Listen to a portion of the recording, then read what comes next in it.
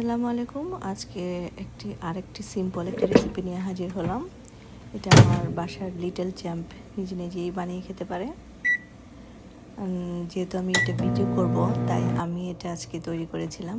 এভাবে potato back করে নিয়েছি।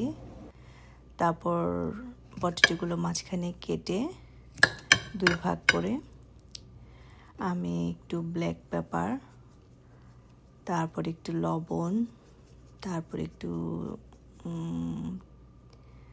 পাপরিকা, সে ঝাল খেতে পছন্দ করে, ইদানিং সে ঝাল খাওয়া শিখেছে।